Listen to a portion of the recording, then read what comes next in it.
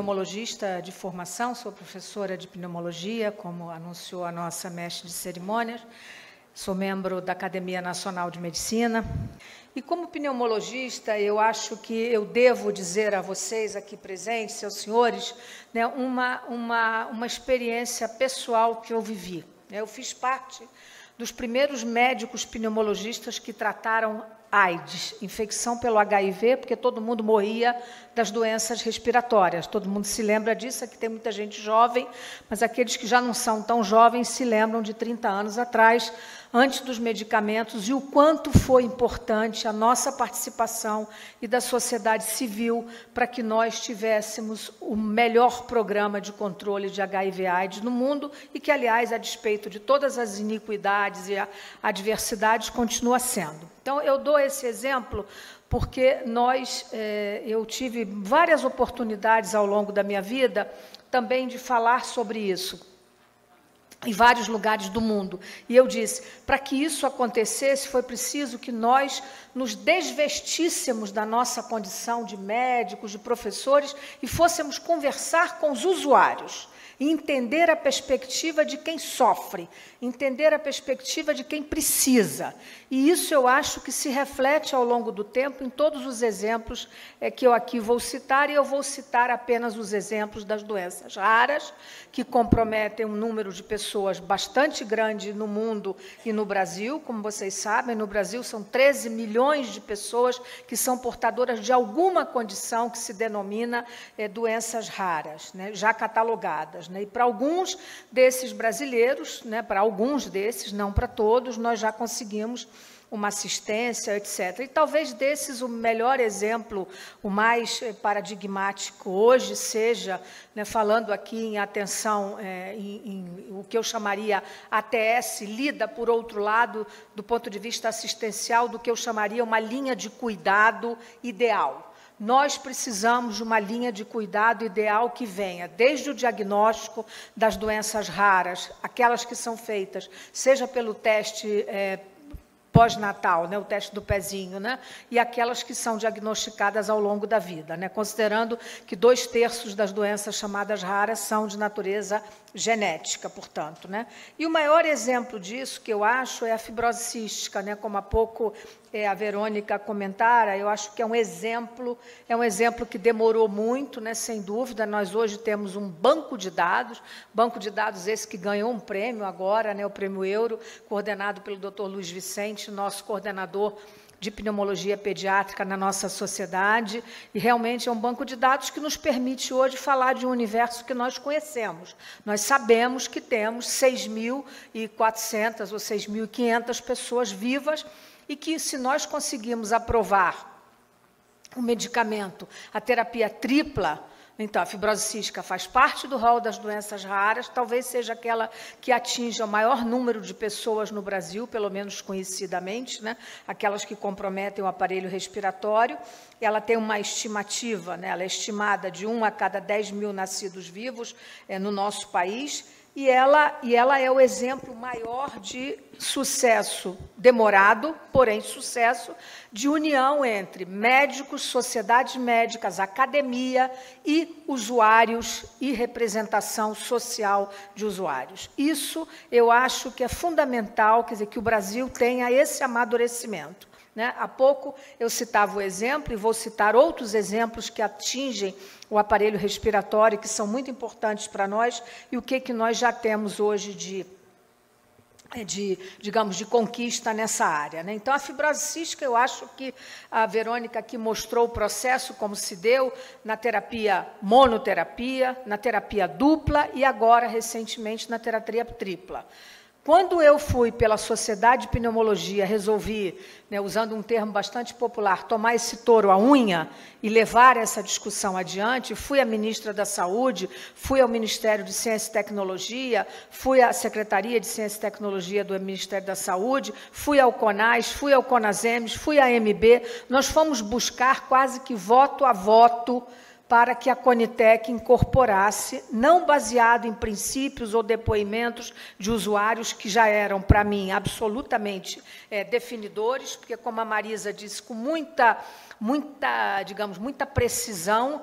A ética, ela não pode estar ligada apenas aos nossos rígidos conceitos de custo-efetividade ou da economia da saúde. Ela tem que levar em conta, sim, depoimentos, como nós ouvimos no dia da nossa celebração lá no Ministério da Saúde. Mas, além de incorporar, nós hoje estamos num momento em que ainda não podemos celebrar, dado ao fato de que ainda continuamos a judicializar um medicamento que nós conseguimos incorporar por um preço 5 vezes menor do que aquele que originalmente estava previsto. Então, é uma história de sucesso. Ela foi demorada? Foi longa? Foi. Ela nos fez perder e ter mais luto de tantos que se foram nesse caminho, sem dúvida nenhuma. Mas há outras doenças que comprometem o aparelho respiratório, e as quais eu não posso deixar aqui de chamar a atenção de todos os senhores aqui presentes. E uma delas, que é a linfangiomioma-tose, teve uma reunião agora, semana passada, quando houve o Congresso Paulista aqui, e houve uma reunião da Alhambra, que é a Associação de Portadores de Linfangiomioma-tose. E a linfangiomioma-tose é uma doença predominante no sexo feminino, e hoje nós calculamos, estimadamente, que haja no Brasil cerca de 600 mulheres portadoras. E até esse momento, o que nós temos de recurso para essas pessoas? Nós só podemos mandá-las em fila para transplante de pulmão. Então, o que nós queremos hoje? Não há diretrizes, estima-se que haja isso, equivale a aproximadamente 1 a cada milhão de nascidos. Nós queremos aumentar, hoje existe apenas para a linfangiomioma-tose 2 centros de referência, um em São Paulo e um no Brasil. O diagnóstico precoce, evidentemente, melhora o prognóstico das pessoas. Nós temos que baratear o diagnóstico é feito pela detecção do fator de crescimento endotelial, que alguns laboratórios estão oferecendo algumas condições, mas ainda é muito caro. É possível, eu conversei com essa associação, que se chama Alhambra, dos portadores de LAM, como se chama a doença, e a Conitec já deu um passo à frente, viu, Verônica? Também para essas pessoas nós conseguimos a incorporação do sirolimus, que é um medicamento anti-rejeição, digamos assim, um anti-inflamatório, que funciona e que... Então, o que nós precisamos para tratar essas pessoas? Precisamos, primeiro, encontrar remédios, ou seja, a indústria tem que se interessar por pesquisar nessa área e não apenas o diagnóstico. Quer dizer, precisamos ajudar outros centros, já que só há esses 2 centros no Brasil. Então, isso é muito importante. A outra questão que eu acho importante citar para vocês é a doença de Pompe, porque, embora seja uma doença também genética, autossômica, recessiva e progressiva, altamente progressiva, ela é uma doença que o início precoce ou tardio pode se dar apenas na adolescência, portanto, ela não é diagnosticada rapidamente, atinge uma pessoa a cada 40 mil nascidos vivos no Brasil, e, embora ela seja uma doença neurológica de concepção, ela atinge profundamente o aparelho respiratório. Então, os portadores de Pompe, eles precisam, um distúrbio do metabolismo de glicogênio e de glicose, e eles atingem, a doença neuromuscular, que atinge profundamente o pulmão e precisa, o prognóstico é muito ruim.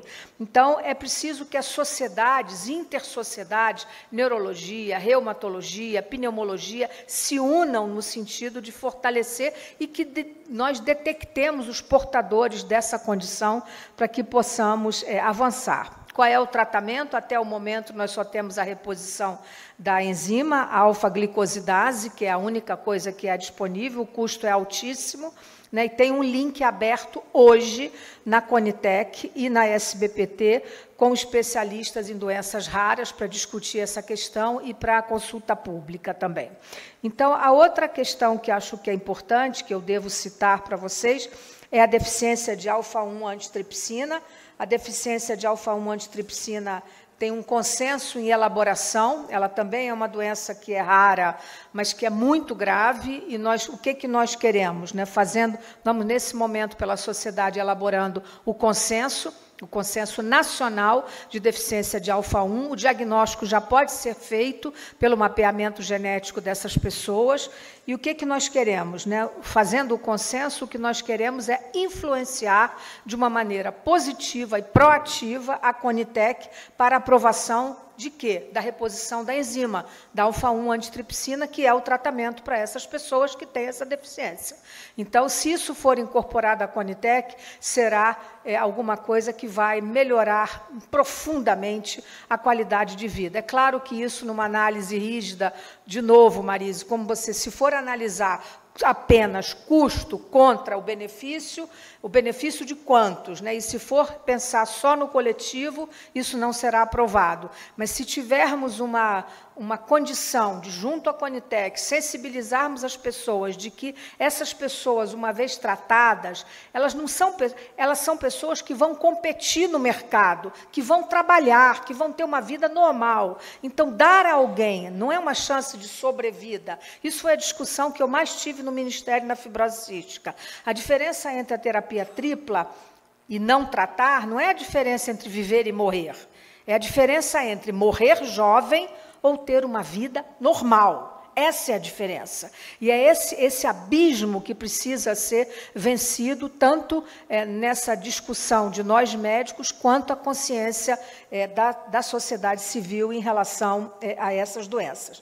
Ainda há outras, né, doenças para as quais já conseguimos algum progresso. Então, por exemplo, há pouco falava com alguém aqui presente nesse auditório, portador de discinesia ciliar primária, é uma outra doença grave que evolui com bronquiectasias, que exige tratamento, tem uma quantidade de exacerbações, e para essa doença já há biológicos em fase 3 sendo testados. No momento em que esses estudos começarem a sair, o número de pessoas portadoras dessa condição não é pequeno no Brasil, nós não temos esse número catalogado e com precisão para dar aos senhores, mas é muito importante. E ainda aquilo que não é tão raro, que é a hipertensão pulmonar primária, que antigamente, né, até uma década atrás, equivaleria a morrer, e a morrer muito jovem. A hipertensão pulmonar pode ser primária ou secundária, adquirida através de DPOC ou de uso de drogas ou de outros fatores.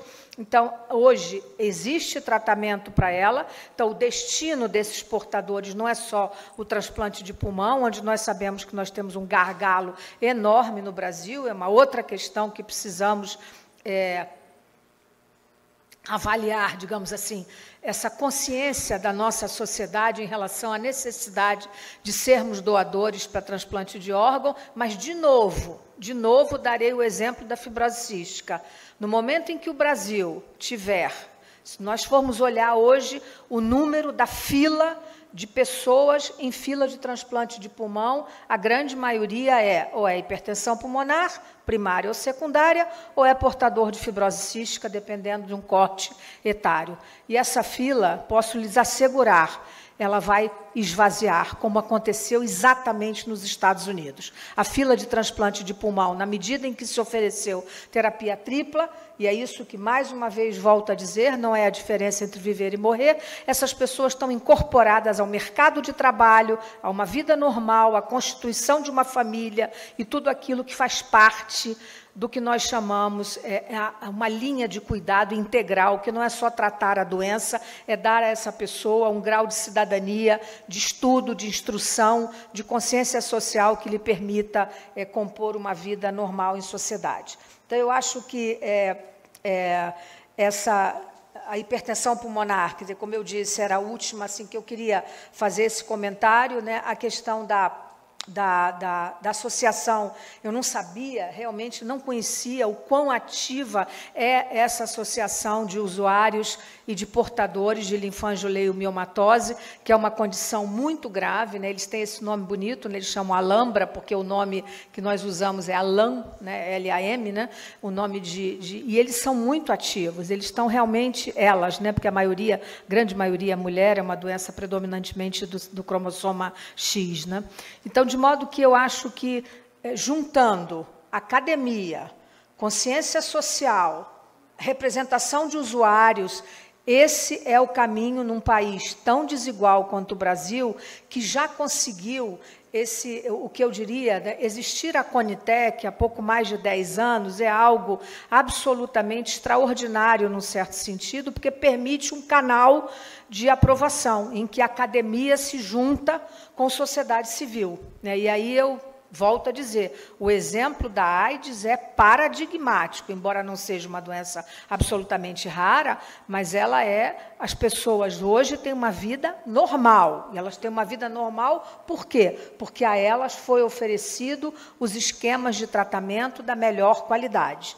Então, às vezes, doenças não raras têm que ser usadas para nós, na defesa das raras, como exemplos que juntaram pensamento acadêmico, produção acadêmica, produção de estudos, participação de sites nacionais em estudos multicêntricos internacionais, é fundamental, facilita muito a aprovação das coisas quando há um estudo de custo-efetividade, e aí eu vou lhes dar, por fim, um exemplo que também não é de doença rara absolutamente, é muito comum, que é a tuberculose no Brasil. Como é que nós conseguimos incorporar, já há 8 anos, quase 9 no Brasil, diagnóstico rápido molecular. Nós fizemos, a Conitec nem aceitava discutir isso, porque era caro, porque não sei o quê. Hoje custa baratíssimo, custa menos de $10 um diagnóstico. É possível se fazer diagnóstico de tuberculose em 2 horas e meia a 3. O doente colhe um escarro, faz um teste rápido molecular, diz se é ou não é, se ele é sensível ou não é.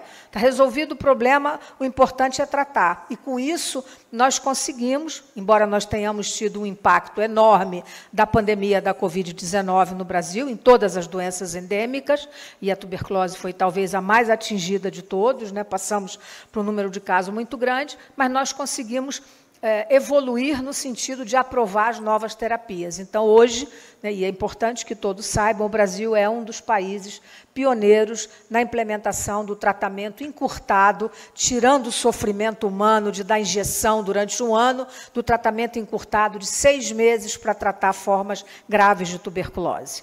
Né, e eu tive a honra de ser relatora de 2 desses medicamentos na OMS em 2015 e propus e fiz estudo de compassion, porque tudo isso é exigido, senão você não consegue que a Conitec aprova. Então, essas experiências todas, né, e a minha experiência, obviamente, é muito maior com as não raras, com as não raras do que com as raras, né, claro, né, eu trabalho e faço pesquisa nessas áreas há muito tempo, mas eu não tenho dúvida de que o caminho é esse, é essa discussão que nós estamos aqui tendo, reunindo sociedade civil, usuários, portadores da doença, e esses depoimentos, sem dúvida nenhuma, a consulta pública da terapia para a fibrose cística foi extraordinária.